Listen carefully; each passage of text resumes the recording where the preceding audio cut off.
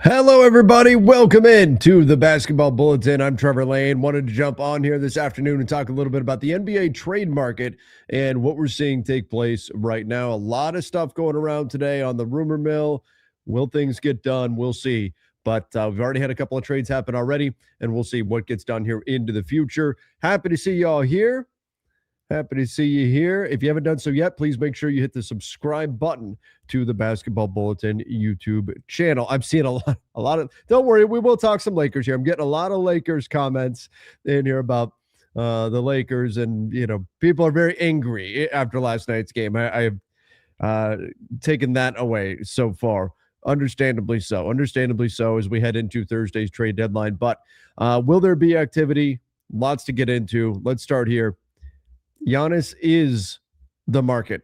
Is Giannis Antetokounmpo the trade market? So there's been a lot of things that we're hearing that makes it sound more real that Giannis is going to be moved heading into the trade deadline. So the Warriors right now, according to some reports, Brett Siegel has the Warriors making the most aggressive pitch for Giannis. However, there's also reports out there that the Wolves are actually making a very aggressive pitch for Giannis. There's been reports that the Bucks might just keep Giannis, that they're just doing all of this in order to set the market for the summer. There's a lot to figure out here for these teams, but it's very clear. There's also some reports that some in Miami or some in Milwaukee believe the Miami offer is the best offer that could potentially be on the table. Who is actually in the lead for Giannis Antetokounmpo? We've got reports that the Wolves are out there looking for teams to help them get Giannis. In other words, they're looking for teams that can contribute draft capital and things of that nature. The Golden State Warriors are willing to trade just about anything that's not Steph Curry to get Giannis. The Miami Heat, their all-in offer would include Terry Rozier, potentially Tyler Hero, maybe Rozier. Rozier's won a salary arbitration today, so he will get paid his contract for the year, but Tyler Hero, Kelly Ware, all the picks, all the young players. The Miami Heat might need to flip Andrew Wiggins to turn him into a first-round pick or something like that to send to the Milwaukee Bucks. My goodness, there is a lot of interest here in Giannis. As expected, there's a lot of interest here in Giannis, but figuring out, number one, are the Bucks actually going to trade Giannis?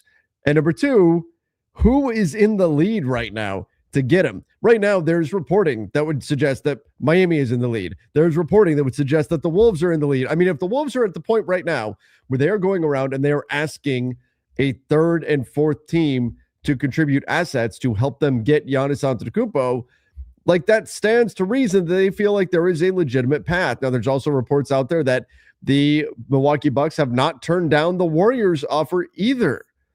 So there's a lot here to dive into, where it appears as though the Lakers could not the Lakers, the Bucks could really move on from Giannis Antetokounmpo here at the trade deadline, and they're not just sending away these trade offers. Now, it's pretty clear they want everything from a team. They want everything that team can possibly get, and that's what they should be wanting. That's what they should be wanting. But the question is, does this take us all the way up until the trade deadline? Everybody, I think if Giannis does get moved, it's going to be in a deal that is at three teams or more involved in this deal, because most of the teams that we're talking about, if we're looking at Golden State, what they're going to put in, are they willing to part with Draymond Green? It's Giannis. You probably have to be. And there's a report out today that Draymond could wind up just going right back to the Warriors, could become a free agent. He has a player option for next year, could opt out of his player option and then sign with the Warriors next summer. And then the Warriors would effectively for next season have Giannis and Draymond. I don't know how realistic that is, if that would really happen. But if you're the Milwaukee Bucks, do you want Draymond? Do you want Jimmy Butler? Probably not. Now, are the Warriors willing to go all in with all of their picks? 2028, 2030, pick swaps, 2032, everything that they could potentially put in. Are they willing to do that? Because if they are, then that's a lot of draft capital. Plus, could they turn, Jonathan Kuminga, is he in the deal? What about Podziemski? What are you left with if you're the Warriors and you give up Pods, you give up whatever salaries to match, whether that's Draymond or Jimmy, sounding more like Draymond, Kuminga, Moody, all your picks. You do all of that, And then you wind up with Giannis, Steph, an injured Jimmy Butler, and what do you have left over? That could be a challenge for a team like the Golden State Warriors. Then we go look at Minnesota. Is Minnesota willing to move Jaden McDaniels? Because so far, every time Jaden McDaniels has come up, it's been a no. I think if it's Giannis, you've got to be willing to move Jaden McDaniels because I don't see the Wolves. The Wolves don't have a lot of cap space or draft capital. So if you are getting Jaden McDaniels, then maybe from the Bucks side or any other team that could swoop in. And obviously, if the Wolves are looking for a third and fourth team in the deal, that would assume that that there is no interest from the Bucks side in some of the pieces that Milwaukee has or that Minnesota has to offer.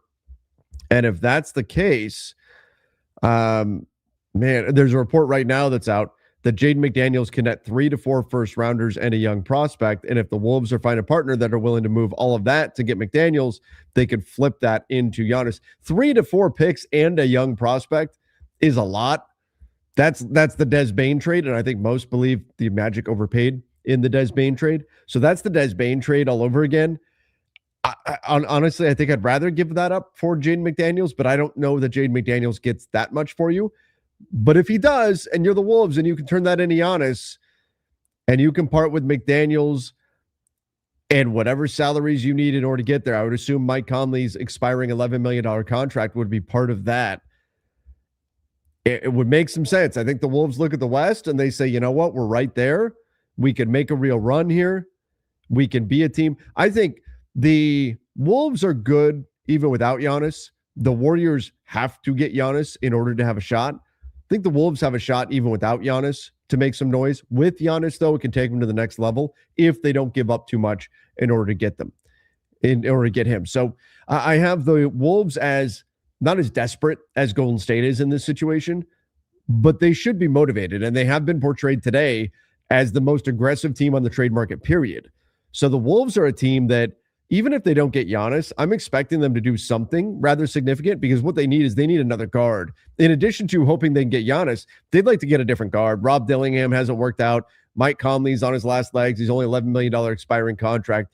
I think they're going to flip maybe both of those guys, Conley and Dillingham, plus whatever else other assets they can cobble together to go get an upgraded guard position. They've been linked to Kobe White, but I can very easily see them also getting into the Giannis mix. And if they can really turn Jaden McDaniels into significant positive value, maybe you're able to turn that into Giannis Antetokounmpo, especially if there's a way that they can get the Bucks picks back. I think that has to be priority number one for any team trading with the Bucks. It's get the Bucks their picks back so they can engage in a proper rebuild. We look at Miami and what they could potentially offer. We're talking about Tyler Hero. If you send out Andrew Wiggins, if you could turn him into a first-round pick, great. There you go. Now let's start adding whatever young talent you've got. Kello Ware. The report is the Bucks want all of the young talent. All right. Kello Ware, Jaime Jaquez, gone. Yakashonis, gone. Those guys have got to be in the deal. And then you go from there and you see what else you can do. If you're the Bucks and if you're the Heat, do you put all of that into it to wind up with Bam, Giannis? You still have Norman Powell, first-time All-Star Norman Powell, Davion Mitchell, and that's your team there. And then you're counting on the summer to build out the rest of your roster. I think Miami is in a spot where their future is in question. They should be very aggressive to get Giannis. I think the Wolves are in a spot where they can win without Giannis, but Giannis may put them over the top. The Warriors and Heat I look at as they should be some level of desperate. The Warriors absolutely desperate to get Giannis because they know you're probably just coasting through the final couple of years of Steph Curry if you don't make some significant change to your roster right now. Meanwhile, when we go look at, say, New York, the Knicks that have been involved, they're suddenly winning a bunch of games. They're on a 6-game win streak, and the Knicks are reportedly not that aggressive to get Giannis because they like their team, which I get. I mean, if you're the Knicks and you have to give up Cat and Bridges to get Giannis, unless you can somehow parlay this into some type of a 3-team deal where Bridges is able to net your picks, but the Bucks picks back from Portland and Drew Holiday gets in the deal. And then it's essentially you get Drew Holiday and Giannis in exchange for Cat and Bridges. Okay, right. There's an argument to be had there, but that seems like a relatively unrealistic trade package to see that actually get done. So if I had to rank them right now, I'd say the Knicks of the big four that are after Giannis are probably fourth. But figuring out who slots 1, 2, and 3 from there, it seems like that's changing by the hour. And that's going to make this whole trade market very interesting to watch, because if Giannis goes and it's anytime soon, I expect the whole market to go crazy in the fallout from that.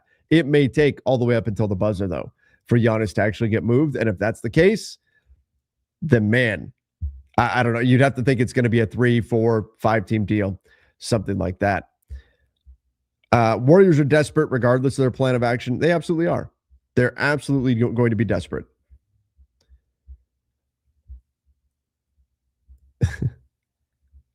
Giannis go to the East. Yeah, I mean, right now, it feels like unless it's Miami, Giannis probably goes west. I mean, it's the Wolves or the Warriors. And I got to tell you, for a Western Conference, that frankly is too many. I mean, look at the guys who didn't make the All-Star team in the Western Conference compared to the East. If you sit down and you make a list by conference of the top players in the league, West and East, the Western Conference list is, I mean, it blows the East list out of the water. So if you're Giannis, you would think that part of the conversation should be, can I stay in the Eastern Conference? Can I be? It is a much easier path to the finals in the East than it is in the West. That said, he may get to a team and say, man, me and Ant, let's go. We can do it. Me and Steph, let's go. We can do that. So that's going to be part of the question for Giannis Antetokounmpo. Can he stay in the Eastern Conference? Because the West, it is a battle making up any ground in the West. It's a battle getting through the West. I mean, the winner of the Western Conference may very well emerge beaten and bloodied against an Eastern Conference opponent in the finals. That will not be that nearly as beat up. The East teams, the top of the Eastern Conference, effectively, here's the difference, is that if you are OKC, San Antonio, Denver, right, in these top 3 teams, you're getting a battle in round 1. You're going to have to fight. It looks like I would predict that the Clippers would overtake the way they're playing right now. They're 8-2 in the last 10, would overtake the Warriors. And that's maybe part of the reason why the Warriors need to be desperate here. But you're going to have to battle the Clippers. You're going to have to battle the Suns, the Lakers, whoever. Whereas if you're in the East, look at your round 1. Detroit right now gets Orlando. Okay, Orlando can be a pesky defense, but Detroit's better at everything that Orlando is good at, right? Miami can be a problem, but are they giving the Knicks a real threat? No. What if Chicago gets there? Great, fantastic. That's an easy 4 games, and we'll send you home. Atlanta, maybe they make a move. They already moved Trae Young. Maybe they do something else, but they're not a true threat to beat one of these top-tier teams or even really extend a series right now. I mean, hell, even if you wind up in the 5 seed, okay, you get the Raptors, who can give you a game, but are the Raptors really a true threat? No, and that's the difference between the East and the West right now, where staying East, especially with the West, it's even getting westier, I guess, in that you're getting Cooper Flagg. Now, boy, he's taken a big step. The West is looking more and more difficult the closer we get to the actual playoffs. All right, let's go here. Giannis would fit with the Warriors. I see a comment. Yep, agreed. I think you'd fit a lot of places. But the other thing to watch with all this is now we're starting to hear, as expected, we've talked about this. This is what we expected to happen. Now we're starting to hear the buzz that, hey, if Giannis moves, Milwaukee's probably not done.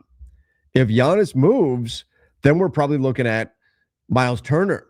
Now we're talking Bobby Portis, right? Miles Turner was the name that specifically came out today that, hey, keep an eye on Miles Turner to potentially move. Keep an eye on that. That could potentially happen. By the way, here's the Miami Heat's potential offer.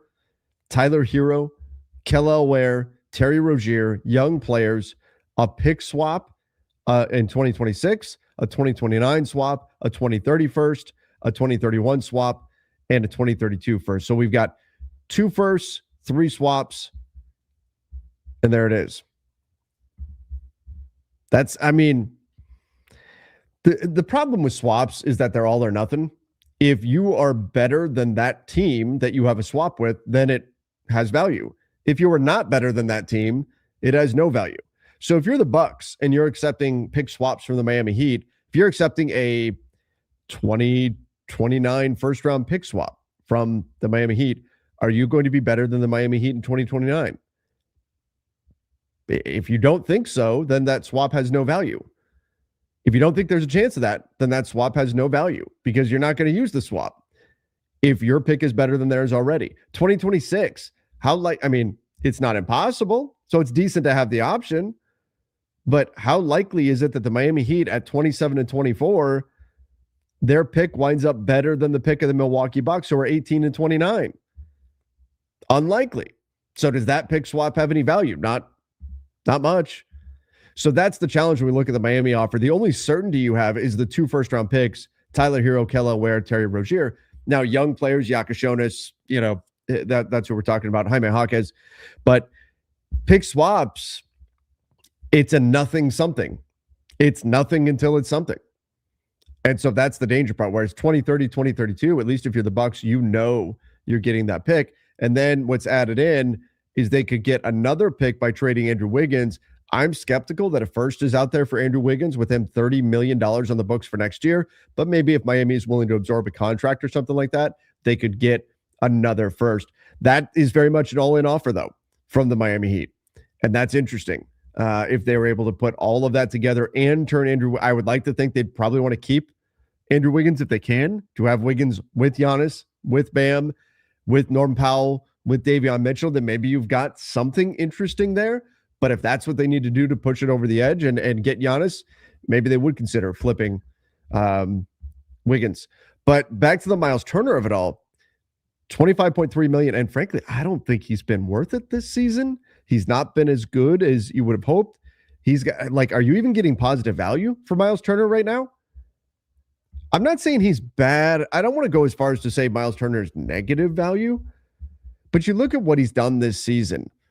13 points, 5.5 rebounds, 1.6 blocks. It's not the gaudy 3.4 blocks that he had a few seasons ago in Indy back, 5 years ago now.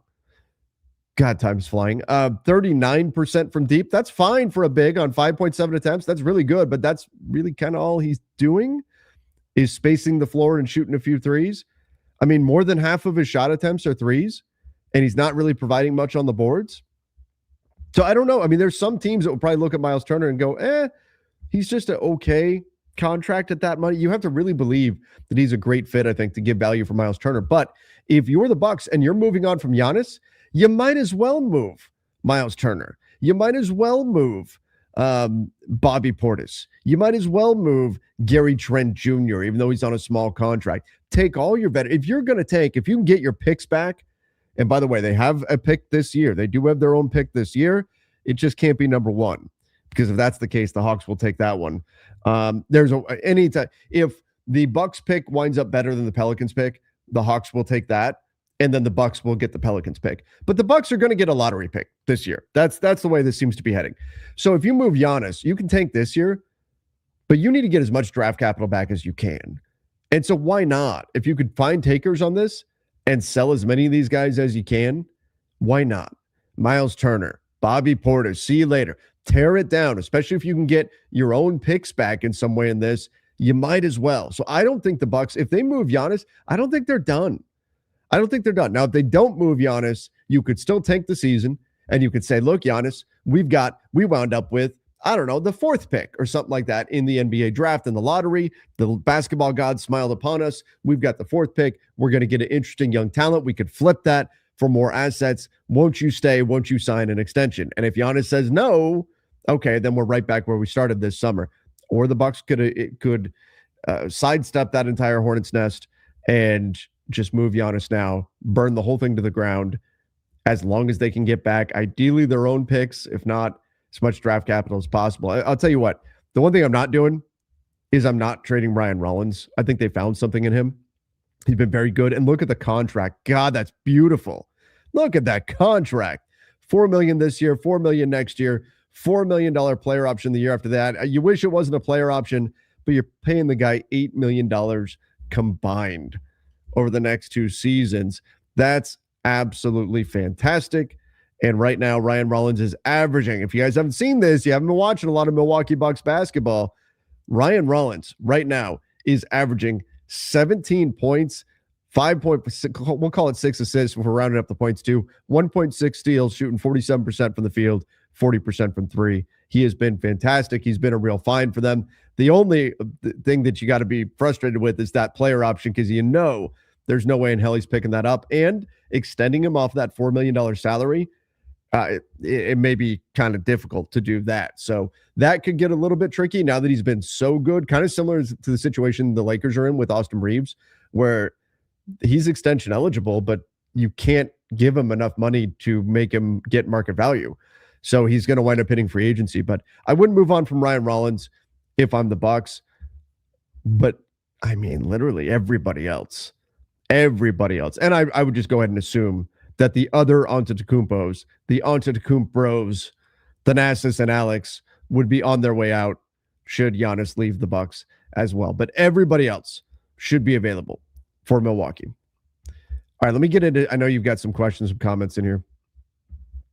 Let's see what we've got. Zach, LK, 2026 Cavs first, 2027 Pels Bucks first. Who are we talking about here? For Jaden McDaniels. Who's LK? I don't recall all the abbreviations for every player. And it's Zach Risachet?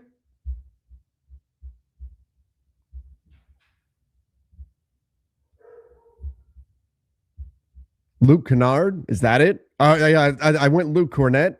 Luke Kennard? Got it.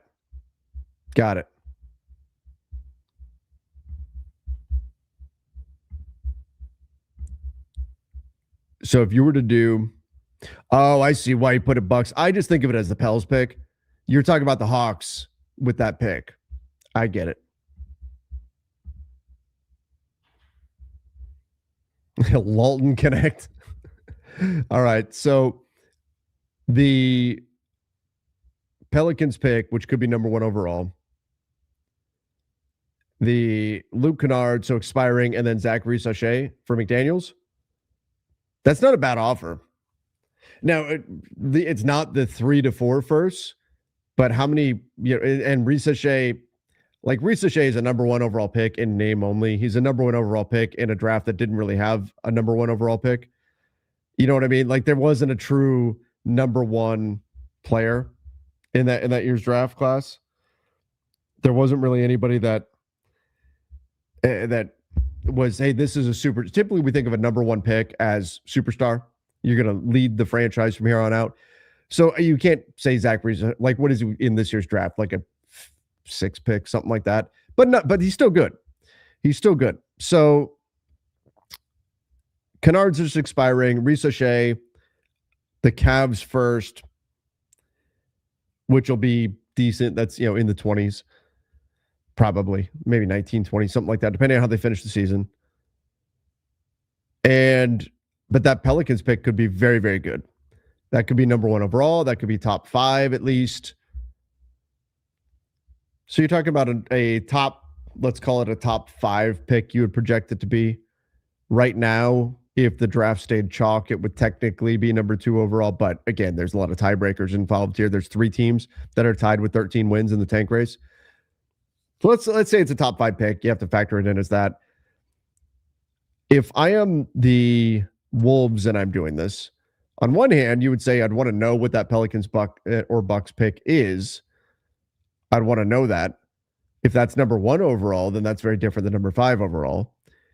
But for now, let's just give it the value of a top 5 pick, plus a 2026 Cavs first, plus Risachet. That's really not a bad offer. I'm only doing that if I'm the Wolves, though, if I know that I can turn some of that stuff into Giannis. I would need to know that. And so when that's the case, you need to loop this into a 3-team deal, 4-team deal, whatever, because you do this trade. Let's say the Bucks say, well, we want Zach Risachet as part of the deal. you need to be able to aggregate him in a trade, which means you need to extend this into a 3 or a 4 team trade. But not bad. That's, especially if you're going to give up that Pelicans pick, is very, very valuable. And if you could turn that into McDaniels, I see the appeal of it for the Hawks. I think the Hawks would probably rather just keep the pick, frankly. I like McDaniels, but I think the Hawks want to make the home run swing. That's my guess what would happen there. Is make the home run swing, keep Reese O'Shea.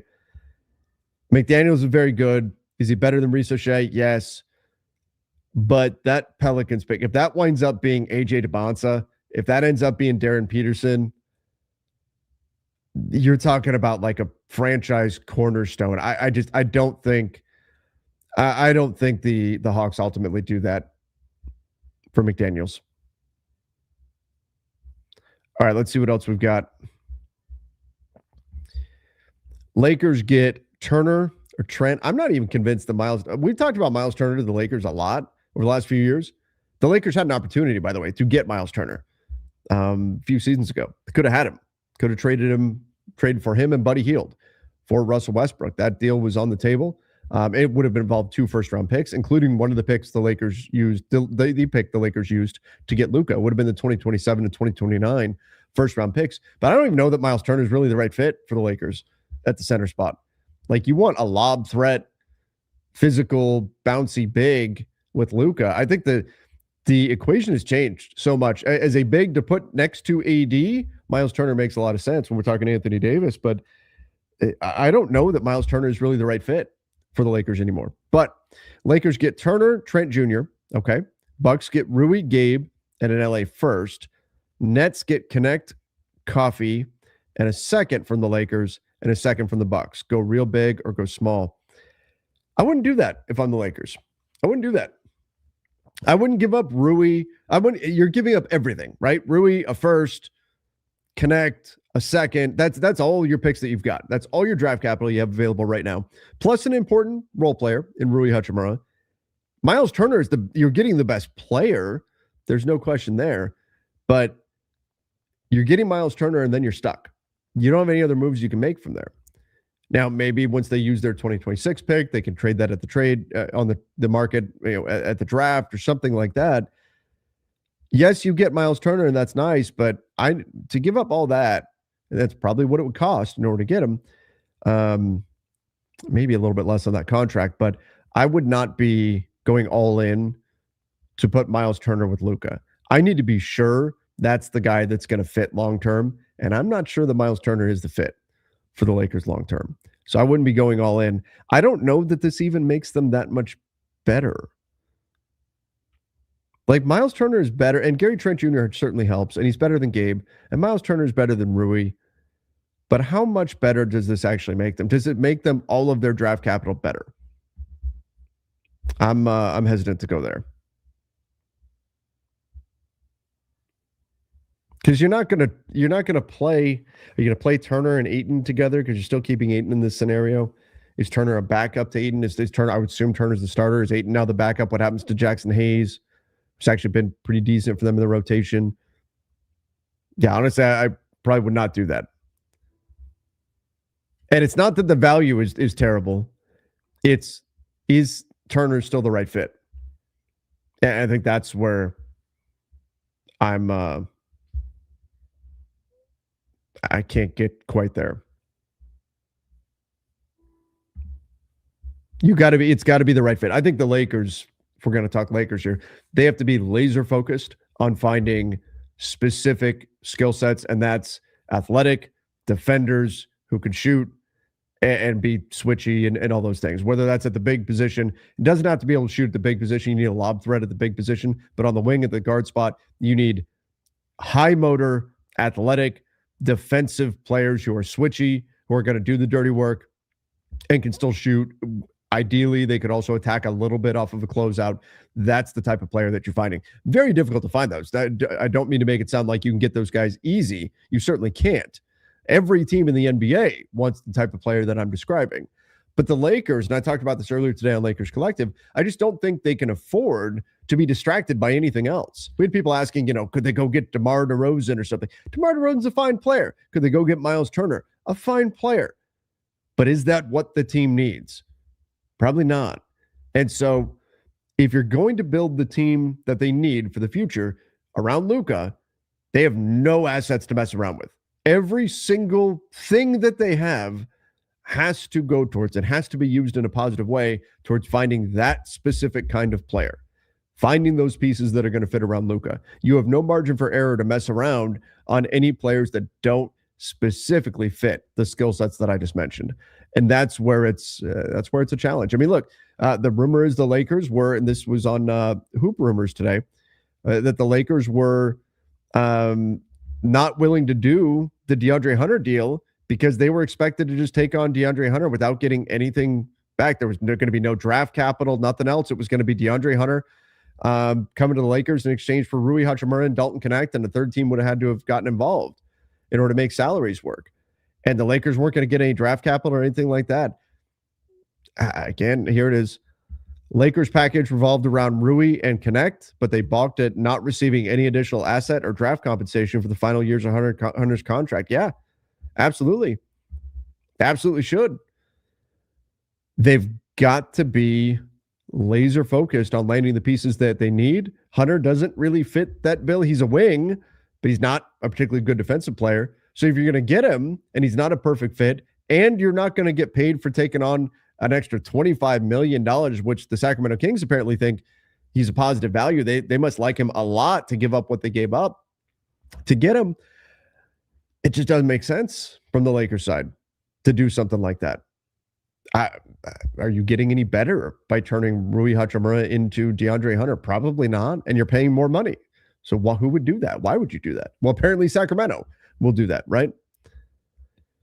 Do I think the Rockets make any moves? Yes, I do. After losing Adams, we could use another center, but we also need a ball handler. Yeah, so I think the Rockets are a team that's primed to make a move. And this is why. It's not so much that the Rockets have to, but I think we've seen enough struggles in the half court from them. And we saw it the other night when they played the Spurs, where things just really bog down when they have to play that half court offense. So I think the Rockets, understanding the opportunity that's in front of them, they can very well win a championship this year. That doesn't mean I would make them the favorite. Certainly not. Right now, they're the 4 seed, 30-17. I would put Denver ahead of them. I would put OKC ahead of them. I probably think I'd put San Antonio ahead of them, but they're not so far out. Like, honestly, they're closer than the Lakers are. They're closer than the Lakers are to being in that tier, though. You add a piece or two, and off you go. So I do think the potential is there for the Rockets to win a title. And with that potential there, while understanding that the gap is not that far for them, I think it makes sense for them to be a team to go make a move right now. Now, we look at in the half-court offense, this is a team that has just not quite been good enough. That's going to be a problem come playoff time. So here it is. Took me a second to pull this up, but take a look at this. So the Rockets right now, half-court off. Look, to the naked eye, anybody just watching can see that the Houston Rockets have struggles in the half-court offense. 21st in the NBA in points per play in the half-court. Now, how do they mitigate that? Why are they still winning games despite being such a bad half-court offense? Well, they're number one in the NBA in offensive rebound percentage. They are the best offensive rebounding team that we've seen in 30 years in the NBA. They're phenomenal on the offensive glass. So they make up for their lack of efficiency in the half court to a degree by just crushing the offensive glass and chasing down misses. Sometimes their best offense is just pursuing a miss, getting the ball up on the rim and then going from there, because you're creating an open three. If you get that offensive board, you're creating a putback on the rim, gets the defense is discombobulated. But remember, the half court offense has that offensive rebound percentage baked in. So they're still 21st in points per play in the half court, even with that offensive rebound percentage baked in there. So that's not ideal for the Houston Rockets right now. You've got to get better there. And a guard can certainly help you. They need somebody to grease the wheels, somebody that can get the ball to KD in the right spot, somebody that can get the ball out to Jabari Smith for more open looks, somebody that can find Alperen Sengun without him having to create everything there. And so I do think going and adding a guard will help. Now, I'd prefer it to be more of a pass-first guard, but finding that kind of player can be a little bit of a challenge right now. Maybe Coby White, who right now the Bulls are rumored to be struggling to find a first-round pick for him. If you can make a move to go get Coby White, That I think would make some sense just in terms of having another guard in to replace, what you're missing from Fred VanVleet. If they could be a buyer on Drew Holiday, he'd be a phenomenal fit for them. I like Drew Holiday. For them, it'll be difficult figuring out what salaries you want to give up if you're Houston, because they've done a really nice job with their books. And there's not a lot of guys that you can look at and say, this guy is just kind of dead weight, or we really want to move on from this contract. Dorian Finney-Smith, can you find a taker for him? Unfortunately, he's got $13.3 million next year. $0 guaranteed after that. So the Rockets did very well to avoid any kind of long-term salary hit with DFS. But nonetheless, he hasn't really paid off. Clint Capella, you already have on the roster, and you got him as a reserve, as a backup in case anything happens to Steven Adams or Şengün, because this team is so reliant upon the offensive rebounding. That helps. But I think I could see the Rockets being not a big buyer, but like a moderate buyer on both a big and a guard. So I mentioned Kobe White as a guard to maybe keep an eye on. Tyus Jones is a guy who's a pretty good setup guy. Orlando wouldn't mind moving on from him. That could be another name to watch. For the big, we know Nick Richards is very, very available, and he's not Steven Adams. There is no other Steven Adams. You're not going to find that. But Nick Richards, very available with the Phoenix Suns. The other guy to keep an eye on, though, it's Andre Drummond with the Pistons right now, who have gotten enough out of Adem Bona. I'm sorry, the 76ers. I went old school Andre Drummond with the 76ers. Andre Drummond, now that Adem Bona is starting to take off, Drummond at 32 years old, $5 million, then the contract expires. That could make some sense for a Houston side that likes to go big, likes to crush the offensive glass. And if you could go get Drummond without having to give up a whole lot, he can give you kind of a poor man Steven Adams, at least on the boards, that type of big man to go add. And again, you can probably get him without having to give up too much. And look at what Andre Drummond has done. Not saying you would slide him into the starting lineup. I wouldn't go there. But in terms of keeping that superpower of the offensive glass, look at what Andre Drummond has done over the years on the offensive glass.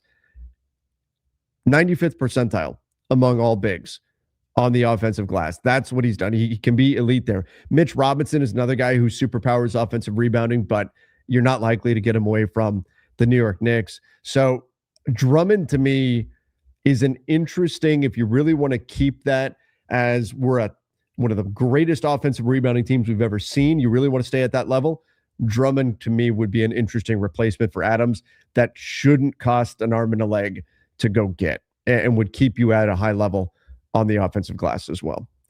So those are all things that are, I think, interesting potentially for the Houston Rockets. I think they're a team that is poised for a move, though, because of where they currently sit. I think they have to understand that as good as they are, it's not going to take a huge move, but they're not quite on that same level as Denver, as OKC. And I think they could get there, though, with something just to ease things in the margins a little bit. All right, let's see what else we've got here coming in from the chat. The Pistons are in the driving seat. They need shooting from the 4 spot, another scorer with touching their team. LeVert, Ivy, Sass plus picks. They make 2 moves. Yeah, I love the idea. Detroit's in a really good spot. They do need shooting. There's no question. They need to add shooting to this roster. And I like the idea of shooting coming from the power forward position. That's why I like them as maybe not a sneaky, but underrated Michael Porter Jr. Team to target. Now, that's going to cost you a lot, I think, to get Porter Jr. And that could certainly be a challenge for them. But when we look, the Pistons right now, as good as they've been, they're the number 1 team in the East right now. And as good as they've been, you can see it. I mean, it's plain as day. You can see it when you watch them play too, though. They are 22nd in the NBA in 3-point percentage at 34.9%. Add a shooter. You already have Duncan Robinson. And Robinson has had, I think, more utility than we would have necessarily thought coming into the season for Detroit. And he's done a nice job there. But Michael Porter Jr. would be a phenomenal get. Of course, Lauri Markkanen is a name that they've been connected to in the past. I don't know how available he actually is. But I think any type. I mean, even look at what Landry Shamet did to my Lakers last night.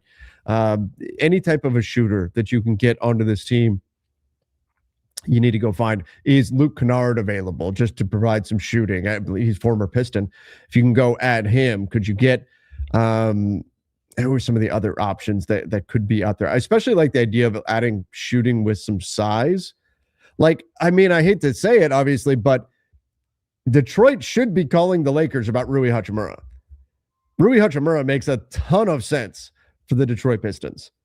He really does. And I'm not suggesting the Lakers should trade Rui, but he is a lot of Rui's defensive shortcomings would be covered up by that Pistons roster, and his outside shooting ability, I think, would be a great fit for that team. So, yeah, I think you're on the money. Detroit should be looking for shooting. I think they can get it. All right, let's go here. Nets, Bulls. Okay. Okay. The Nets get Rui. All right. Do the Nets want Rui? He's expiring salary, but do they care that he has value? I always hesitate with Rui because he has value beyond an expiring salary. Gabe Vincent, Maxi Kleber, those guys are expiring salaries. They have no value. They have a value as an expiring contract. That's it.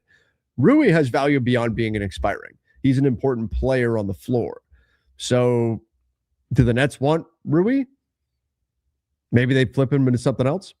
But anyway, the Bulls get Highsmith. Okay. The Lakers get Day'Ron and Ayo Dosunmu.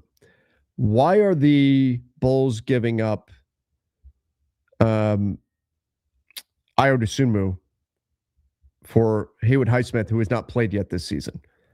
I know there's questions about are they going to pay Ayo, and there's been more interest in Ayo Dosunmu than in Coby White so far because there's a sense that he'll be cheaper. Frankly, I like Ayo Dosunmu's fit with most teams better than Coby White, his fit. But, and by the way, Ayo Dosunmu, we talked about the Rockets a minute ago. He'd be a good fit there too. He'd be a good fit a lot of places. I like him a lot. Very, very good. But let's say that you are the Bulls and you're doing this. Why? I mean, worst case, right, is Ayo Dosunmu walks away for nothing. Right? That's your worst case scenario, which is effectively what you're doing here because Highsmith hasn't played this year. He's not going to play, or I don't know if he's going to play, but he's not going to make a difference for the Bulls. And he's an expiring contract. So what's the point? Whatever picks or swaps would make it work. See, that's the problem, though. When we say whatever picks or swaps make it work, like that's a lot, right? There's a lot of leeway in that. And how are you going to get all of those? I would think in this, as far as Day'Ron for Rui, you're absorbing some salary there if you're the Nets for this year. But Rui, he's an expiring contract. But do the Nets care about Rui? No, if I'm the Nets, I don't care that much about getting Rui Hachimura. I would flip Rui to another team, and then I would just send out, and I would take back whatever I could there. So, for example, could you switch this and send, would the Bulls want Rui? If the Bulls really are hell-bent on being a 9 or an 8 seed or whatever, would Rui make sense for the Bulls?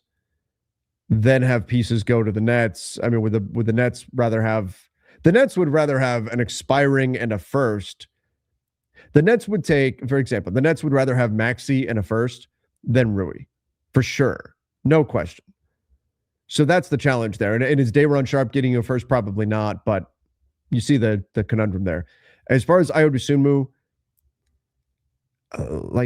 again, would the Bulls even give up Ayo for Rui if you were to try to finagle a deal there and then make the salaries work? You'd have to add something from Chicago's side. I don't know about that. So I think it's a bit of a challenging 3-team trade. I like the targets for the Lakers from that side of it, Day'Ron and Ayo Dosunmu. I just don't see the rationale for the Nets or the Bulls to do this. If I'm the Nets, I don't want Rui Hachimura. I would want Rui Hachimura to go to a different team, and I'd want whatever draft assets I could get for that. And then the question would be, would those draft assets be enough would that be enough for them to give up Day'Ron Sharpe? And then from the Chicago side, I don't see that for them at all. They're not giving up Ayo Dosunmu to get Highsmith. There's a report that just came out, and it's being aggregated from Jake Fisher saying that LeBron and the Lakers are ready to move on from each other, according to Jake Fisher. Let me see. Yeah, NBA Central has it as well. I don't see the problem with this stuff that gets aggregated that's not from written content is it can be hard. Oh, okay. NBA Central actually has the full quote. Let's take a look at this.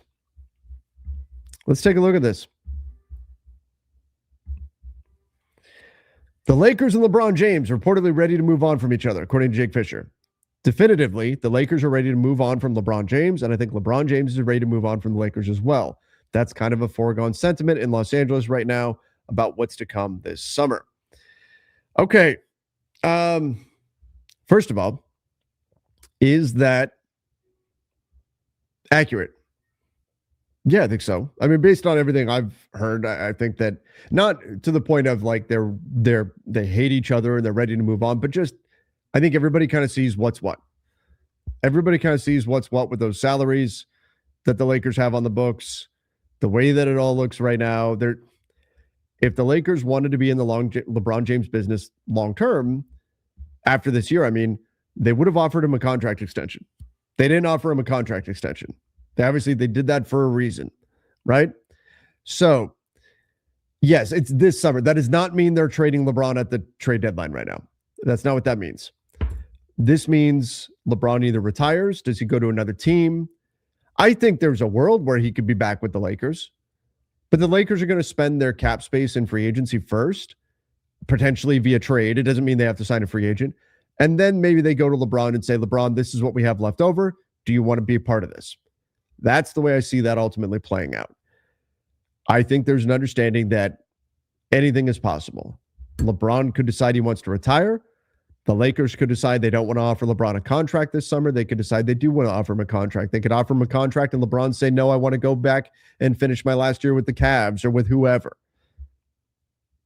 So as far as what Jake Fisher is saying, there's the ring of truth to it in that the Lakers are not committed to LeBron. There's a reason why they didn't give him a contract extension this summer. And it's not that LeBron didn't want one. There's a reason why they didn't give him a contract extension. They want their flexibility to build this team around Luka, period. I think there's a decent chance that this is the last hurrah for LeBron and the Lakers. Does that mean LeBron retires? Does that mean LeBron plays somewhere else next year? I don't know. I've said for a while, I hope LeBron's last game, whenever it occurs, is in a Lakers jersey, but that's looking more and more unlikely. We'll see ultimately the way it plays out. We don't know. I don't think LeBron knows for sure how this is going to play out. But we haven't seen this before, where the Lakers have the option to offer him a contract or not. LeBron has the option to not give him, to sign with them or not. JB said, I would hate if he walks out. LeBron said he was going to leave the Lakers in a good state. Why not trade yourself and get the Lakers players, assets, picks? Who are you going to get traded to? You're on a $52 million contract. What are you getting? Where are you going? Who's going to give something for you? That's part of the problem. And if you're LeBron, if this is your last year, do you want to go play somewhere where you don't necessarily have a shot? That's a part of the problem here too. So who's going to get, and I know the answer would be Golden State, but what are they giving up? Do they have $52 million in salaries they want to part with to make a deal work with the Lakers? That's the problem. That's the problem. Can't let him walk for nothing. I don't like, what's the offer? What's there? Are you going to trade him by the trade deadline? And remember, he has a no trade clause. So if LeBron says, no, I don't want to be traded, that's it. It's over. Done. You can't trade him. That's part of the reason why he opted into the contract. He's got a no trade clause. So LeBron would have to ask to be traded. So I wouldn't expect, I think the Lakers most likely are just going to get the benefit of cap flexibility if LeBron were to walk away this summer, whether that be via retirement and go to another team. I think that's most likely what we're seeing here. I don't think LeBron's getting traded. I don't think LeBron wants to get traded. LeBron for Jimmy Butler, I would rather have the cap space than Jimmy Butler, frankly, if I'm the Lakers. Jimmy Butler's a very good player, but he's not going to be available till part of the way through the next season. He's got $55 million or something on the books for next year. If I was the Lakers, I would rather not have Jimmy Butler. I'd rather just have pure cap space. This is interesting. Is this story out now in order to have a desperate win now team ask for LeBron? LeBron would have to ask out. That's the problem. Would you take Allen for the Cavs? The Cavs can't get him. The Cavs cannot get LeBron right now. They can't trade for him. The Cavs are a second apron team. They can't aggregate salaries in trades, and they don't have anybody who's making what LeBron's making. And they have to send out more salary than what they take back. So it is not possible for LeBron James to be traded to the Cavs right now. So that's the problem. That's what I'm upset about if he walks for nothing. I think from LeBron's perspective, as far as the leaving the team in a good place, it would be you've got a 26 going on 27-year-old superstar you're building around. The team's in a good place.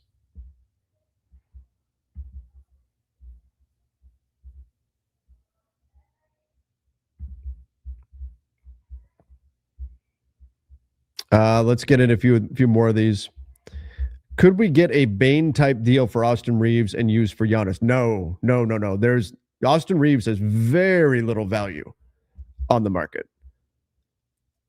And the reason for that is simply because he can be a free agent in July. So any team that's trading for Austin Reeves, unless Reeves goes and tells the team, hey, I will sign with you next summer for X amount of money, he's not going to do an extension. Extension makes no sense. We can't pay him enough on an extension. So Austin Reeves has very little value because any team trading for him is paying for half a season of Austin Reeves. Then he's a free agent in July and he can go wherever he wants. So that's not going to be a particularly bad, as good as he is this season. Teams, unless Austin is telling them, I've always wanted to be a whatever, Miami Heat or something, then I will stay here. And then they take his word for it. Teams are not going to give up value for a guy that can leave in July.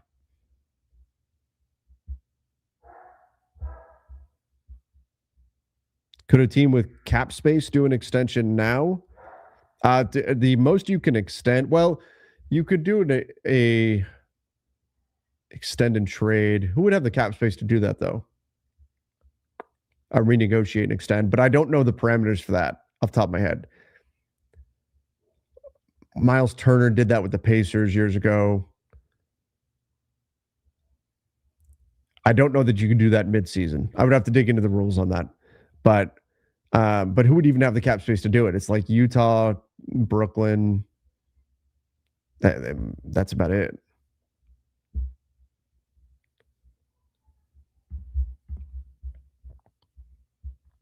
Would you trade Rui to Detroit for a first? Yeah, probably do that. Especially if the Lakers know they want maximum cap space this summer, even if it costs them Rui, and knowing that you couldn't lose him in the summer. Yeah, I'd consider that. I think you'd have to. If you are hell-bent on $57 million plus in cap space this summer to go get whoever you want, and you know Rui wants more than what you want to pay him on an extension, then yeah, I mean, to get a first would be huge.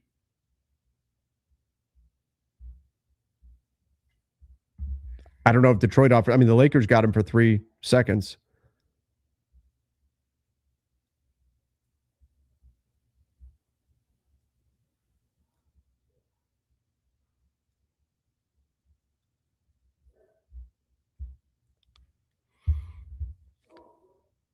Let's see the sham stuff on the current state of Giannis.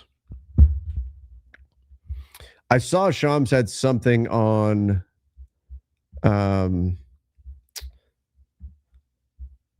was talking about that situation, or he was going to anyway. I didn't see what he said yet because I know it was on just a few moments ago.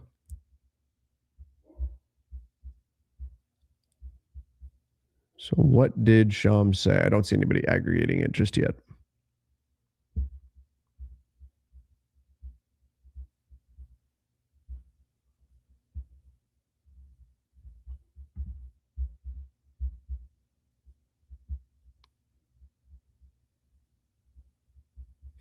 The line on Lakers Collective earlier about Gabe Vincent, about him being guard Kwame Brown. I mean, Gabe can catch a lot better than Kwame could. And Kwame Brown turned into Pau Gasol. But yes, he's not been good. Bullshit on Austin has no value. You just don't want him traded. Oh, I'm fine with trading Austin. If you tell me right now that Austin can net the Lakers something really good, of course. Of course. I'm just telling you, because it turns into, the reason why I try to keep it real about what his value is because it turns into, why are the Lakers refusing to trade him? People perpetuate this idea that he's got great value, and it immediately turns into, the Lakers are refusing to trade him. Why do they have so much faith in him? He's awful. He sucks. All this stuff. It turns into those comments. It's not an option. Austin has no value because of his contract situation, and no value is overstating it. He has some value. But if you're an opposing team, let's say it's the Bucks. Let's say you tell the Bucks, Austin, Rui, Gabe, Maxey, we're going to stack up these salaries and we're going to trade him to you for Giannis. And the Bucks go, we love Austin Reeves. Sure, we'll trade for him. Austin goes to Milwaukee and then says, I don't like Milwaukee. I'm going to go sign in Orlando. I'm going to go to Disney World every day this summer. I'm going to go sign there. And then the Bucks just gave up their best player and you got hardly anything for it. That's why you're not going to get massive value. You're not going to get that Des Bane value. Now, if you think Austin is not the right fit, if you think he's bad, all of that, what to do, how do you handle that? You sign him this summer and then you trade him next season. When he's under contract for multiple years, then you've got value there. As long as he's continuing to produce, then you've got value.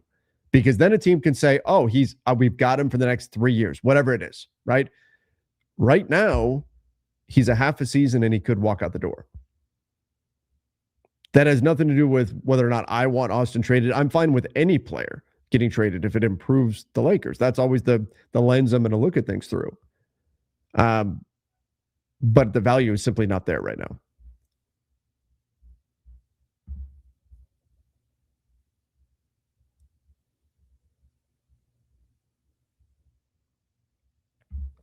Bucks would talk to Austin before the trade. Yes, but he's still a free agent.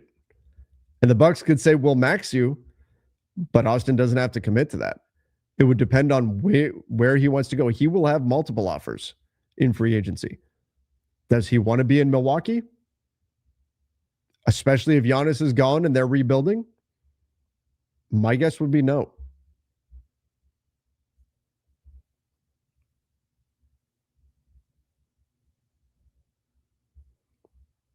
Austin has 2 years. No, he doesn't.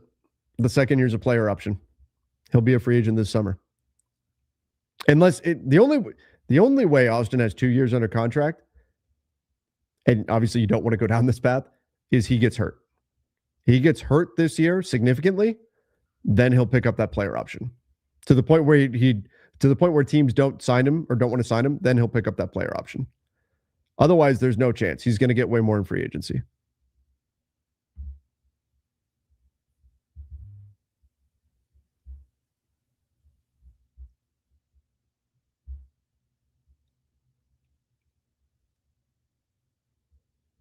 I think people are saying, what if we signed and traded him over the summer? Sure. Yeah. I mean, look, if you can sign and trade him, now that's going to hard cap the team that gets him at the first apron. And so that could be a challenge for some of those teams, right? That could be a challenge. But sure, you want to sign and trade. If there's a deal that makes sense there, that you're going to get real value back, it's difficult because you'd have to find a team that's does not have the salary, doesn't have the cap space to offer Austin a big contract, but also can accept being hard capped at the first apron, which those teams exist, but that might be a little bit of a challenge. But sure, yeah, you want to sign and trade him and a team then has that certainty in the summer? Absolutely. You find the right deal, there you go. What's the most the Lakers can offer Kessler in free agency? It's restricted free agency. They can offer him up to the max. They can offer him up to the max.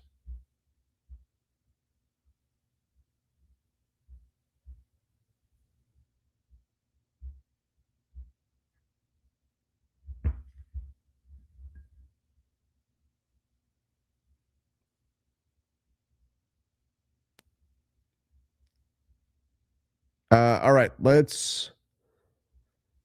can you please explain the hate Austin Reeves gets from the fans? He had a bad playoffs. He was really bad. Had really bad playoffs this last year. Was not great the previous year. Was good prior to that in the playoffs. but I think that's part of it. I think there's a lot of things that get wrapped up in why some people don't like him. I think there's some concerns about how he fits with Luka. The numbers so far this year have said that he fits very well with Luka, and both players are actually better with each other on the floor. But we'll see if that sustains when he comes back from injury. But I think there's a number of factors for why some people don't like Austin. They seem to think he's not any good. He's this really bad player, and he should have no value, and so you should trade him. And if that's your opinion on him, that's totally fine. You just need to understand the cap mechanics of doing that and why you can't do that right now.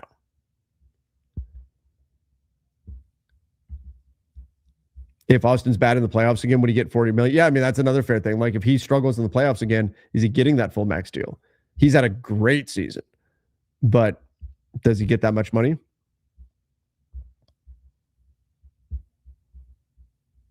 Just not a 50 million player? Well, good thing he can't get 50 million then. He can't get 50 million. The most he can get starts at $41.5 million.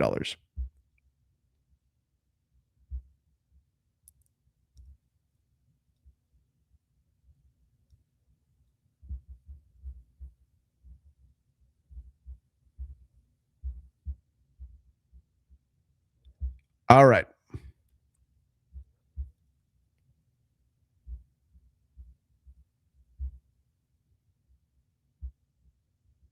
I seem upset by this Austin trade talk. No. I've explained the same thing quite a bit. And it's not that it's upsetting. It's that it turns into, oh, you don't want Austin traded. Look, I'm very open about what I am, the lens that I look at things through, and it's from a Lakers perspective. That's how I tend to look at things. Now, I enjoy basketball. I watch the entire NBA. I follow the whole sport, and that's why I do this channel, covering the entire NBA.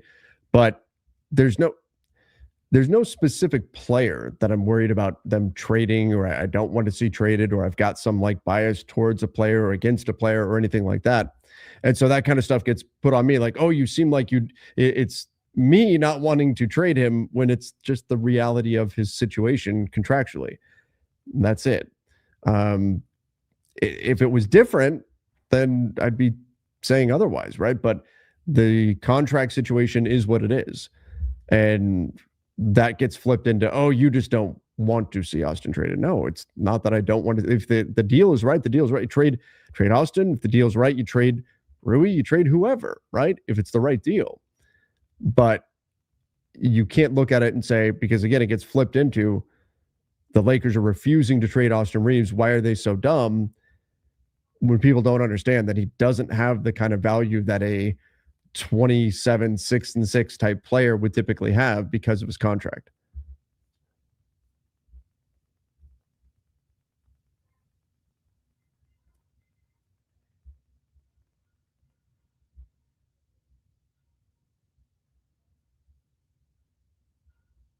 All right, let's see what else we've got.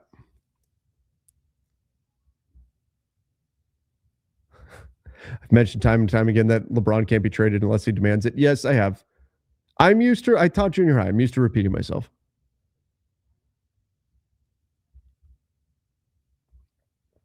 Have I heard any buzz about Agbaji? Yeah, it seems likely that he'll probably be on the move with the Raptors before deadline.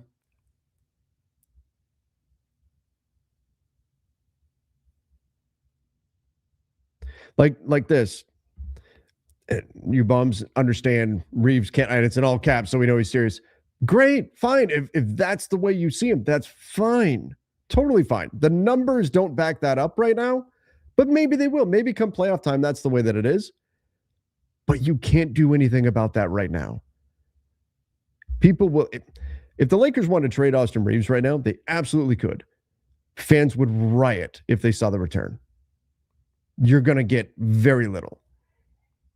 If you land in the spot that he cannot work with Luka, you have to sign him and then trade him next year, or sign and trade him this summer. You can't do it right now.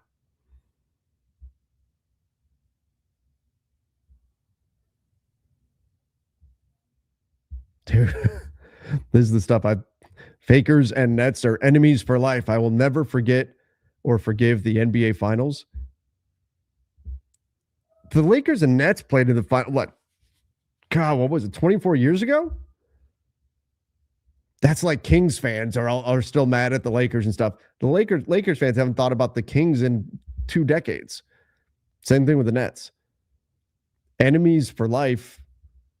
How? Austin Reeves and Maxey equals MPJ situation. Oh, I don't know missing what you're getting at there.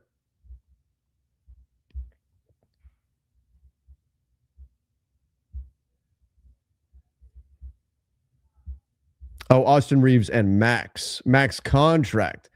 Got it. MPJ situation. Yeah, you could question whether should you give him a full max. You can certainly question that. Even it's the 25% max that you could give him. He's put up big numbers this year. There's no question. He's been great. Does he get that full max? Does he get a little bit less? Is it 35 million? Is it 37 million? You know, that's something they'll have to figure out and try to negotiate. You just got to be careful.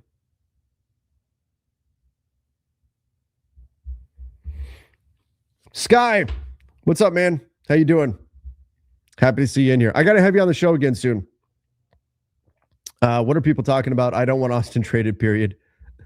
There you go. Scorpio Sky weighing in. I was just thinking about it yesterday that I'm like, man, I haven't had Sky on in a while. I got to get him on the show. All right, everybody.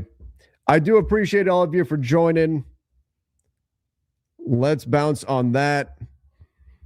If you haven't done so yet, please make sure you subscribe to the Basketball Bulletin. We got the trade deadline coming up on Thursday. You know, Donnie and I are going to keep you up to date on everything that we possibly can around the NBA. All right. Somebody said, oh, you're talking Austin Traves. Why do you hate LeBron? That's the way it goes. That's the way it goes. Thanks, everybody. I'm going to go drink. Till next time. See ya and stay safe.